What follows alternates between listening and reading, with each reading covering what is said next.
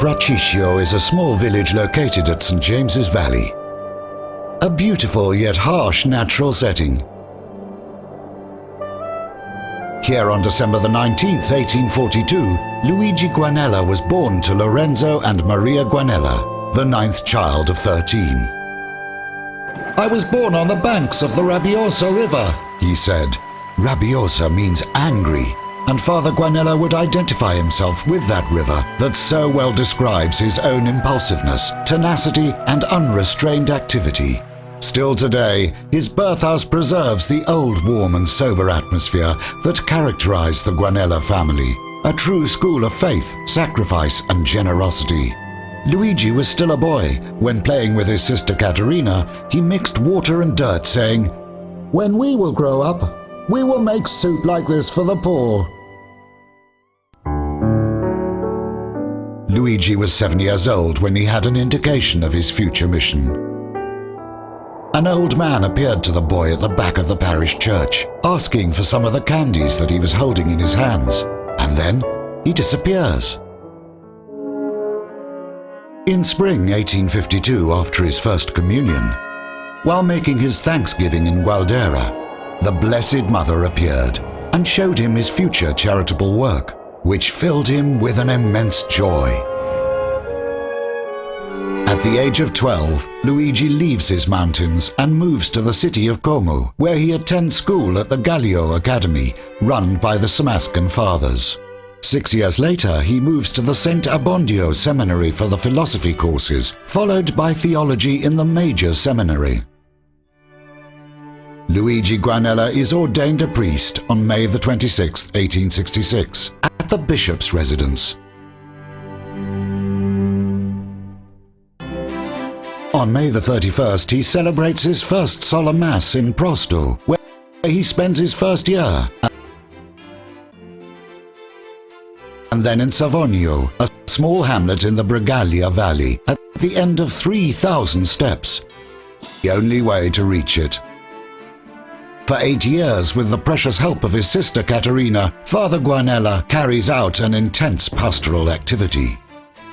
He runs school classes for children and adults. He brings to the Cotalengo house in Torino several disabled persons. He fosters vocations to the priesthood and religious life.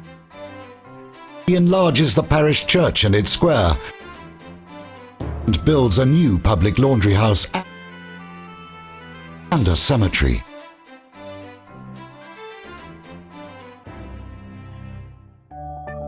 His dynamic personality soon brings him to greater things beyond his little parish limits.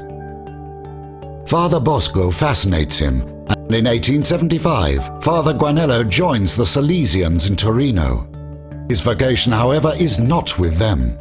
His bishop recalls him back to Como, and in 1878 he is appointed assistant pastor in Traona in Valtellina. He would work there for 3 years, and in a nearby closed Franciscan monastery, he opens a school for children who cannot attend school because of their poverty. In his dreams, that school was supposed to be the mother house of his foundations. Because of a merciless opposition from both his pastor and the local civil authorities, in 1881 he is forced to leave the parish. He spends the night of August the 25th sleeping by a low wall at the side of the church of San Giacomo Filippo. The following day he climbs the steep path leading to Olmo, where he is condemned to exile. It is at this extremely painful time that Father Guanella experiences firsthand God as a tender and loving Father. In autumn, the bishop sends him to Pianello del Lario on Lake Como. Beginnings are marked by general suspicion, but after a while he takes the responsibility for a small hospice for orphans and elderly, run by a group of local consecrated ladies. Among them, Marcellina Bossata, who will become the co-foundress of the Daughters of St. Mary of Providence, and Chiara Bossata, who will be beatified in 1991. The hour of mercy finally strikes. From Pianello on April 1886, a boat brings to Como 2 sisters and some orphan girls, the first residents of the future Divine Providence House in Tommaso Grossi Street. The following year, Father Guanella signs in Laura, under a big magnolia tree, for the purchase of an old silk factory, La Binda, where he moved sisters and the female division. From Como, Father Guanella's immense charitable heart brings him wherever there are needy to relieve. His heart, however, is still attached to his native valley. For years, his mind was revolving around a large land at the far north of Lake Como, named Pian de España.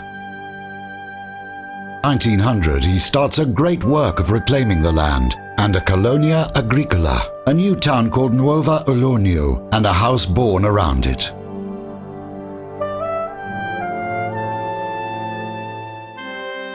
In 1903, Father Guanella takes over a house in Monte Mario in Rome for elderly and handicapped people, then moved to Via Aurelia Antica. The St. Pancrazio Basilica, Father Luigi opens a new house for handicapped. The year 1908 is very significant to him.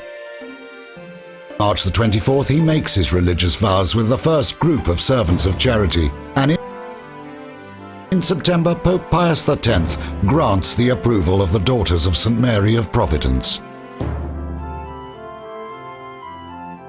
1912, at the Triomphal section of Rome, Father Guanella builds and dedicates a new church in honor of St. Joseph, and to his honor he originates the Pious Union of St. Joseph for the suffering and dying.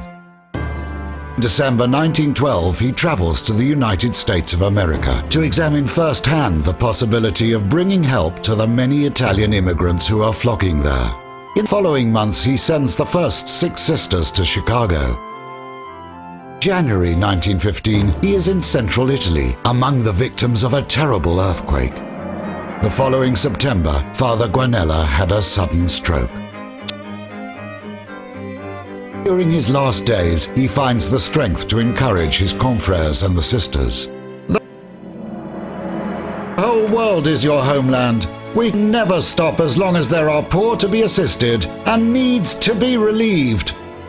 Father Luigi Guanella dies in Como on October the 24th, 1915, and places himself in the hands of God, repeating over and over, "Lord, I am your faithful servant."